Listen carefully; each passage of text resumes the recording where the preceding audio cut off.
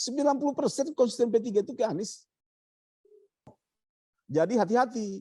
Hati-hati kalau P3 itu memberikan dukungan kepada capres di luar Anies, itu saya pastikan cek kosong.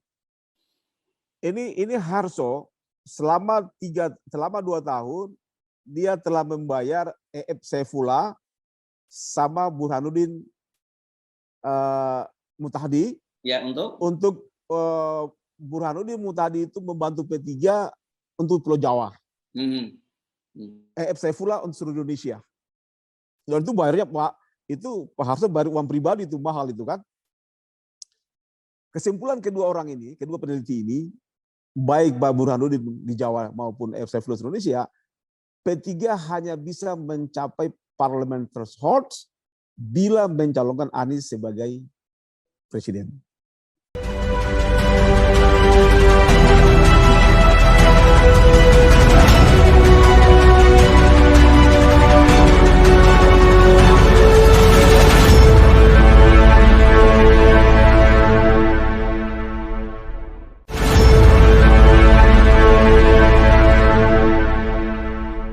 Assalamualaikum warahmatullahi wabarakatuh. Apa kabar Anda semua? Kembali berjumpa dengan saya, Herz Bunarif dari Forum News Network. Dukungan terhadap pencapresan Gubernur DKI Jakarta Anies Baswedan ini terus mengalir. Dan yang sudah seperti kita duga sebelumnya bahwa ini pasti juga nanti akan datang dari partai-partai yang selama ini sudah ada di pemerintahan. Sebelumnya Nasdem sudah menyatakan mendeklarasikan itu, dan kemudian Golkar sudah ada Ketua Dewan Kehormatan Bang Akbar Tanjung yang menyatakan dukung Anies, dan ini P3 ini sebenarnya nggak terlalu terkejut kita, tapi ini ada fenomena menarik karena ini sejumlah kader senior dari P3 itu dalam waktu dekat ini akan melakukan deklarasi dukungan terhadap Anies Baswedan, dan deklarasinya kabarnya tidak hanya dilakukan di satu tempat di Kota Jakarta, juga nanti akan terjadi di beberapa daerah. Nah, saya akan mengajak Anda untuk berbincang dengan Bang Habil Marati. Beliau ini adalah Ketua Forum Ka'bah Mandiri, Ka'bah Membangun, FKM kalau nggak salah begitu. Nanti kita tanyakan apa sih sebenarnya ini. Assalamualaikum Bang Habil. Waalaikumsalam, Pak Her. Apa kabar? Alhamdulillah. Ini benar ya namanya FKM ya, Forum Ka'bah Membangun. Ya, Forum Ka'bah Membangun dan sudah memiliki badan hukum. Apa ini Forum Ka'bah Membangun ini? Jadi FKM atau Forum Ka'bah Membangun ini adalah didirikan oleh sebagian besar mantan-mantan anggota DPR dari P3, pengurus-pengurus DPP yang sudah tidak lagi sejalan dengan kebijakan DPP pada hari ini. Oleh karena maka FKM hadir dan merangka untuk menyelamatkan P3 agar bisa lolos parlemen threshold 4% tahun 2024. Itu ide awalnya. Itu ide awalnya. Jadi FKM ini didirikan untuk membackup Suharto Mono Arfa agar FKM itu bisa mengisi FKM Forum Ka'bah Membangun itu bisa mengisi dapil-dapil yang tidak berpotensi, tapi kalau FKM yang garap berpotensi untuk dapat kursi. Itu tujuannya. Jadi adalah untuk mengembalikan dapil-dapil yang sebelumnya P3 punya kursi situ. Tapi karena mungkin kebijakan DPP sekarang internalnya itu pecah belah, ada konflik internal, maka pada hari ini dengan Soeharto dikudeta, kami mundur. Kami akhirnya fokus, untuk berpartisipasi di dalam melihat siapa capres yang layak didukung oleh kader P3. Dan ini permintaannya konstituen dari bawah, bukan permintaan kita. Kita diminta untuk membentuk wadah untuk menampung aspirasi P3 yang tidak sejalan dengan PP di KIB. Itu awalnya. Oke. Dan ini mesti kita ingatkan dulu, Bang Habil ini pernah jadi anggota DPR sampai 2 periode ya. Saya jadi anggota DPR RI 99 sampai dengan 2009, 10 tahun. 10 tahun. Terus terakhir pernah jadi bendahara umum ya? Bendahara umum di P3. Ya. Zaman siapa waktu ketua umumnya? Zaman Hamzahas. Pak Hamzahas, oke. Jadi kader senior berarti ya di senior. Siapa saja selain Bang Habil nih tokoh-tokoh yang bergabung di forum? Ada di sana Pak Murdik Sangidu. Pak Murdi Sangidu itu dulu adalah Mega Bintang, senior banget, senior. Ada Pak Sukri Faduli, ya kan? Jogja ya. Jogja, Ya. ada Ibu Iren. Ibu Iren itu adalah pendiri Persi, namanya anak putri daripada Halil itu. Ya. Yang ketiga Anwar Sanusi, ada juga Pak Rahman Yakub, ada Kiai Haji Makmun Murad, ada juga situ banyak kiai-kiai, dan ada juga Pak Ismail, bahkan ada juga keterlibatannya Wagub Jawa Tengah, Gus Yasin. Juga ikut. Jadi, wah ini tokoh-tokoh yang senior dan punya masa semua ya di P3 ya. Punya masa, dan juga ada Najib anaknya Gus almarhum Bang Maimun. Ada Gus Najib. Najih atau Najib? Najih ya? Najih, Gus Najih. Jadi ada dari Sumatera Barat, ada seluruh Indonesia, dari Aceh. Jadi ini permintaan mereka untuk mendirikan wadah ini dalam rangka untuk menampung 60% aspirasi kader P3 yang tidak sejalan dengan DPP hari ini. Itu.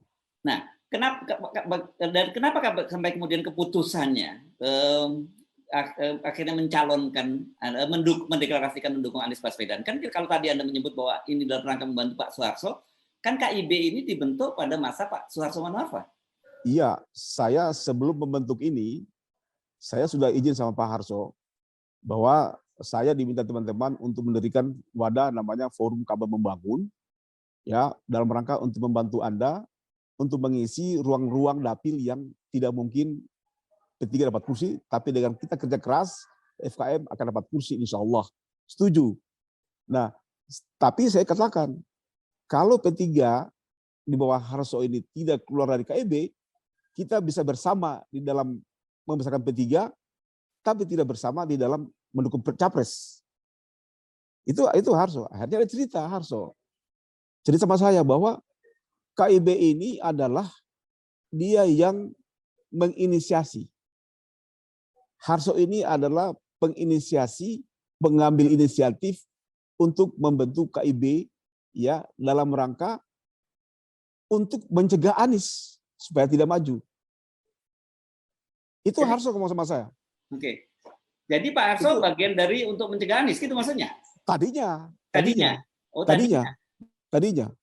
Itu Harso jelas sama saya bahwa ada kebanggaan tersendiri di antara teman-teman pendukung kader pemerintah, partai pemerintah itu, bahwa KIB itu didirikan tujuannya adalah supaya Anies tidak dapat tiket untuk mengikat, kan? Itu Harso jelas ngomong sama saya. Iya. Saya bilang sama Harso, saya bilang kalau begitu saya akan tarik P3 keluar dari KIB. Loh, katanya tidak bisa katanya. Kalau begitu kita sama-sama jalan di dalam membesarkan P3, tapi kita berbeda dalam pendukung presiden. Dia setuju. Makanya saya bilang, sejak awal saya bilang akan teman-teman minta Anies. Dan Jawa Tengah itu minta Anies loh. Jawa Tengah minta Anies. Jadi saya kira adalah di samping itu juga Harso juga bilang sama saya, menyampaikan kepada saya bahwa koalisi partai-partai politik yang tergabung di dalam koalisi pemerintahan ini adalah hanya akan mengambil atau mencalonkan presiden yang berasal dari kader partai. Artinya lagi-lagi Anies itu dicegah.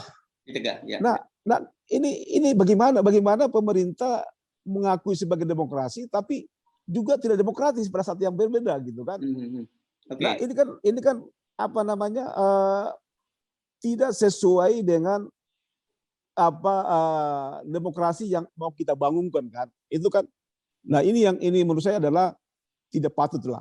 Ini tidak patut dan menyalahi hak asasi manusia saya kira. Saya kira itu ya.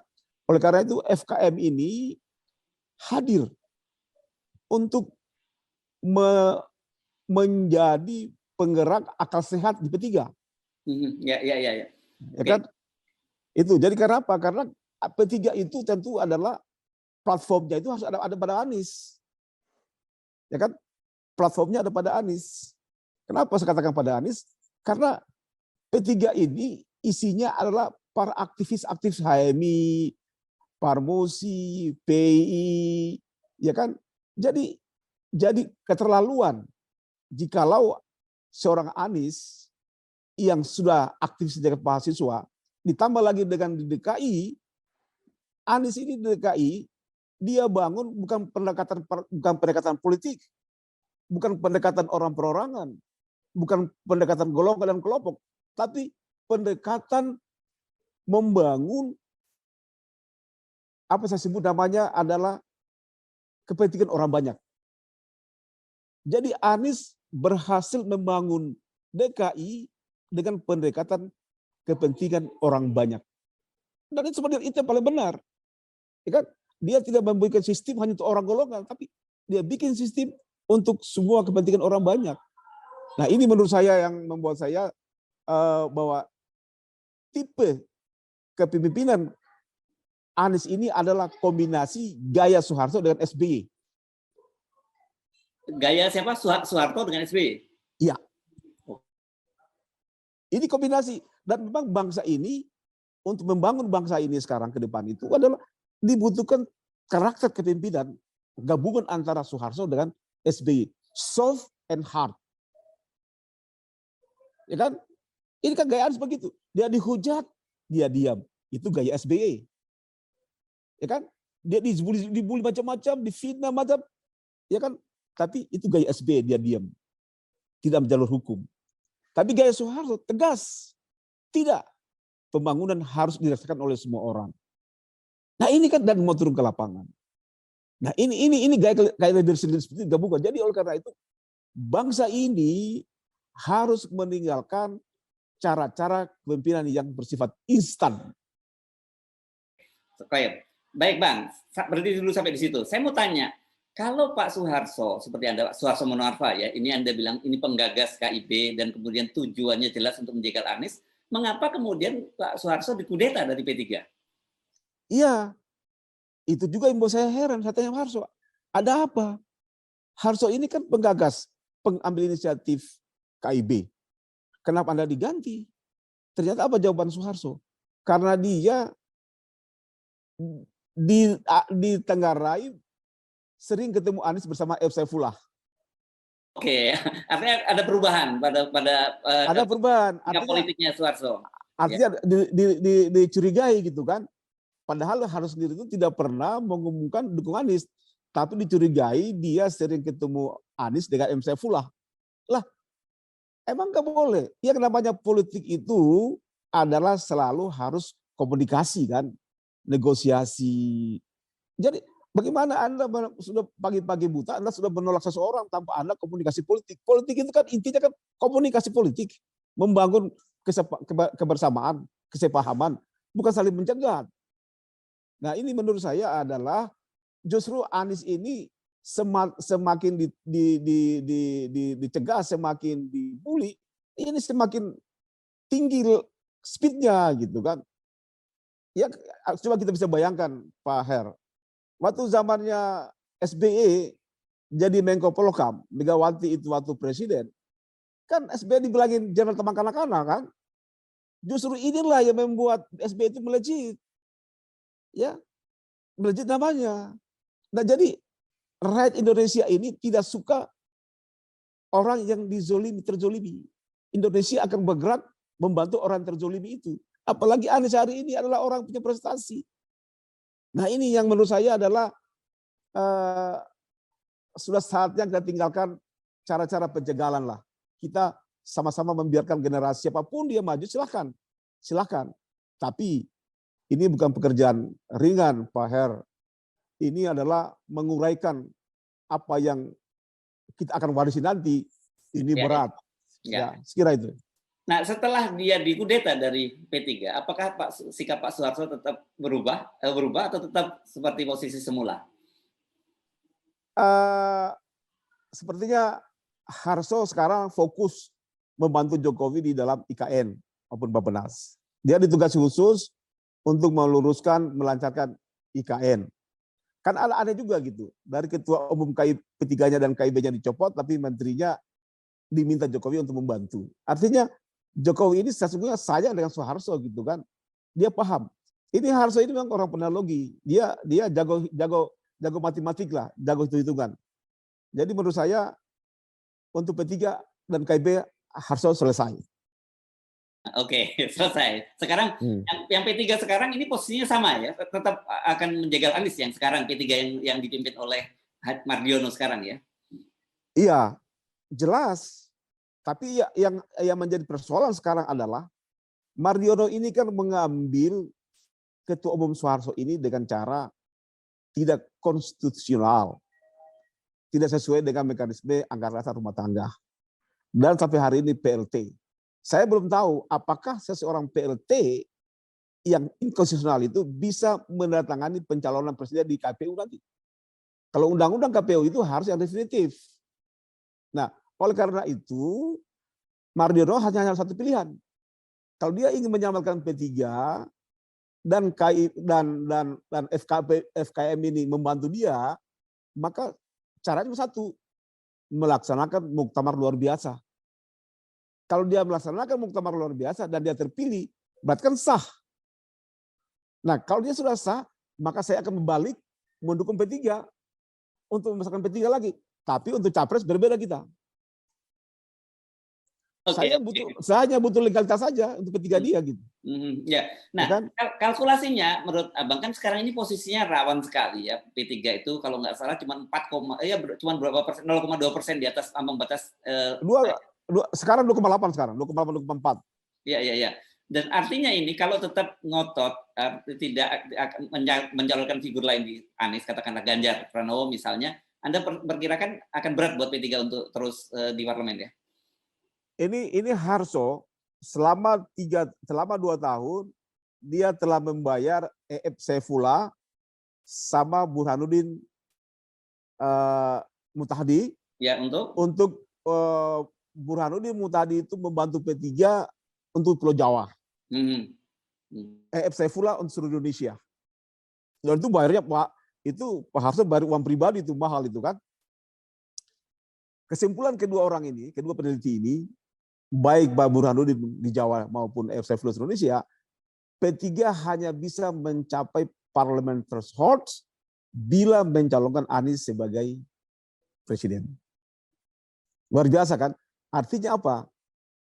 Elektabilitas P3 itu adalah bisa didongkrak oleh Anies. Tapi sayangnya hari ini Nasdem yang mengambil inisiatif tersebut. Jadi nggak dapat kotil efeknya, nggak dapat nih ya P3. Kita nggak dapat kotilnya, tapi yang kita dapat getahnya doang. Tetapi kalau kemudian mencalonkan dua itu game over P3 ya. Nah, sekarang kalau kalau FKM ini mendeklarasikan Anies, harapan saya itu dua. Pertama, Pak Mardiono segera melaksanakan MLB, muktamar luar biasa, supaya dia legal, ya kan? Kalau dia legal, saya akan gabung sama dia untuk membesarkan P3 supaya lolos parliamentary threshold. Tapi kalau dia masih di KIB, saya tidak akan mengikuti capres dia. Saya akan dukung Anies mati-matian. Ya. Gimana menjelaskannya pada konstituen? Karena kan legal formalnya ada di Pak Mardiono sebagai ketua umum, bukan Abang. Iya. Pada akhirnya FKM itu bergerak pada sisi elektoral, bukan pada struktural. Ya kan? Nah, kami kuasai 60% sisi elektoral. Kami tidak perlu masuk di sisi struktural. Karena strukturalnya itu bisa jadi cek kosong. Untuk capres yang akan dijaculuknya kan nggak ada kosong. Karena 90% konstituen P3 itu ke Anies. Kenapa nggak langsung tarik saja keluar? Kalau nanggung begini kan juga semakin repot komunikasi politiknya. Kalau Mardiono keluar dari KIB, dipecat besok. Dikudeta lagi dia. Dipecat sebagai ketua umum atau sebagai Wapres? Dua-duanya pasti keluar. Oke. Kan? Jadi itu. Sandra semua ini ya, ketua-ketua partai ini yang di KIB itu ya? Tersandra. Jadi saya kira adalah cara-cara politik seperti begini harus ditinggalkan. Berikanlah peluang yang sama, ya kan? Ini artinya menunjukkan bahwa reformasi ini saling jegal menjegal. Dulu kan katanya kita mereformasi itu adalah untuk mendapatkan bahan baku yang bagus untuk demokrasi kan. Tapi hari ini kan bahan bakunya semua instan, repot. Nah ini yang Pak Her yang sampaikan bahwa Forum Kabar Membangun insya Allah akan mendeklarasikan Anies di 20 kota. Oke. Ya. Kapan mulai? Kita mulai di Jakarta tanggal 12 Oktober, 21 Oktober di Jakarta lagi, 30 Oktober itu di Jogja, ya itu dihadiri 10.000 orang kader. Di Sumatera Barat itu pertengahan November, ya kan? Di Kalimantan itu akhir November, terus di Aceh juga itu awal Desember, ya kan? Sampai dengan April kita akan bisa mencapai 40 dapil. Itu. Ya, jadi dijamin ini, Anda berani menjamin bahwa siapapun yang memanfaatkan tiket P3 tanpa mengusung Anies ini akan nggak ada gerbong kosong saja ya? Cek kosong. Cek kosong. Cek kosong.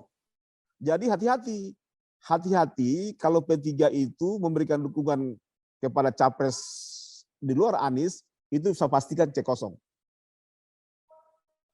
Saya sudah tahu, saya sudah berinteraksi dengan konstituen di bawah. Ya mungkin tidak 100%, tapi mungkin 70% ya. Yes. Jadi artinya sebenarnya gini, kalau tadi Anda bilang bahwa kotel efeknya udah diambil oleh Nasdem, tetapi ini deklarasi terhadap Anies ini setidaknya mengumpulkan kembali lah para kader P3 karena memang Anies itu pilihan yang sesuai dengan pilihan mereka gitu ya. Ya, saya juga menyampaikan bahwa siapapun capres tanpa mendapat dukungan dari P3 kurang manis, hambar. Kenapa? Karena P3 itu adalah tidak sektoral, tidak Muhammadiyah, tidak NU, tapi dia adalah merata siapapun bisa ada di situ. Dan itu mewarisi dari zaman Masyumi. Ya, jadi P3 itu adalah pemanis, sweetness. Jadi mau silakan orang berpasangan dengan PKS, dengan Nasdem, dengan PKB, dengan PAN, dengan PKB, tapi tanpa P3 di dalamnya itu adalah tidak manis. Oke. Tidak. Ya. Ya, rencana deklarasi ini, apakah Anda komunikasikan ke Pak Anies Baswedan dan juga ke Pak Mardiono atau Pak Harso? Harso iya, Anies iya. Saya sudah komunikasikan. Ya, sudah Harso juga sekarang dia mendukung FKM sekarang. Tegas mendukung FKM. Kalau Pak Mardiono tidak? Pak Mardiono kemarin telah mendeklarasikan Ganjar di Banten. Aneh kan? Oh sudah ya? Sudah semalam. Oh saya malah belum dengar kabarnya. Oh, sudah. P3. Aneh kan? P3 DPP Banten. Tapi kan kasihan, itu kan cek kosong saya katakan tadi. Banten itu bagaimana? Dia tahu sendiri dari Banten itu kan dari P3 kan, dari sebab P3. Ya kan? Jadi kalau menurut saya saya tidak percaya bahwa ini belum saatnya. Mestinya Mardiono dulu sekarang itu fokus membuat muktamar luar biasa agar dia konstitusional. Itu yang paling penting menurut saya gitu. Kalau dia sayang P3, dia harusnya bikin MLB supaya dia itu menjadi konstitusional dan FKM bergabung sama dia membesarkan P3. Oke. Itu. Ya, Bang Abel, ini kan Anda sejak awal udah menyatakan bahwa pemerintah, partai-partai pemerintah itu akan menjegal Anies Baswedan ya untuk maju pada Pilpres. Nah, menurut Anda bagaimana dengan situasi sekarang ini? Apalagi kemudian ada bayang-bayang bahwa KPK juga akan bermain dalam soal ini. Peluang Anies menurut Anda seperti apa? Iya, saya kira soal KPK ini kan soal pembuktian kan masyarakat kan tahu bahwa sekarang di internal KPK sendiri kan berbeda pendapat, ya kan, bahwa tidak ada yang dilanggar gitu kan. Nah kalau KPK memasakkan diri untuk menghipotek Anies dari pencalonan presiden, kita bisa nilai bahwa apakah itu tidak mengganggu instabilitas? Perlu dipertimbangkan gitu kan, bahwa jangan sampai orang menuduh bahwa Anies ini dicegah karena dekat dengan umat, itu kan kurang bagus menurut saya gitu kan, nggak bagus gitu. Jadi artinya biarkan, jangan sampai terjadi tiran Republik Indonesia ini gitu loh. Kita membangun demokrasi dengan platform yang berdasarkan Pancasila, ya kan? Itu kan yang harus kita pertahankan itu. Ya, saya kira KPK jangan bermain pada sisi-sisi politik. Dia fokus saja pada sisi penegakan hukum. Ya, nggak usah. Kalau dia sudah Anies sekarang sudah dicalonkan oleh Nasdem, tapi digarap sama KPK, maka dia akan dituduh bermain pada sisi politik. Sementara banyak kasus-kasus yang pure pidana nggak dikerjakan kan? Nah ini berbahaya. Jadi oleh karena itu saya kira KPK itu adalah tidak semua orang berpandangan seperti itu. Ya ini bisa saja mungkin supaya Anies itu semakin dipopuler, ya kan? Ini kan Anies kan mendapatkan promosi gratis, ya kan? Dari KPK ya kan? Nah ini ya saya kira nggak ada masalah. Insya Allah Anies aman-aman saja, baik-baik saja. Saya kira KPK akan realistis. Yes, oke. Nah, balik lagi kalau gitu dengan rencana deklarasi. Bagaimana sambutan kader P3 di grassroots dengan rencana deklarasi dari Forum Ka'bah Mandiri ini? Luar biasa. Ini semua mereka, seluruh Indonesia, termasuk Papua, meminta pada saya untuk bikin deklarasi sana dan Anies harus hadir. Ini mereka minta. Minta sana ulama-ulama, mama minta tolong hadirkan Anies. Kami FKM, pokoknya kami bikin biaya semua di sini. Itu permintaan. Dan ini luar biasa animo ini gitu kan. Kenapa tahu? Saya katakan tadi bahwa Anies itu sudah menjadi harapan masa depan rakyat Indonesia. Ya, terlalu kuat. Jadi simbolik itu tidak hanya hubungan emosional, tapi hubungan simbolik. Ya kan? Jadi ini saya kira yang perlu diantisipasi bahwa FKM ini akan menjadi lokomotif Anies di daerah-daerah yang berbasis P3 tadi. Ya ini yang kita kerjakan sekarang. Jadi artinya kalau toh KIB maksud saya, di situ ada P3 di dalamnya mengusung partai lain, Anda seperti Anda tadi garansi itu adalah cek kosong. Sementara ya cek yang penuh isinya itu yang ada FKM ini ya. FKM, ya. Oke, baik. Ya. Baik, terima kasih. Itu jelas. Ya. Oke, makasih. Baik, makasih, Pak. Assalamualaikum Makasih. Waalaikumsalam.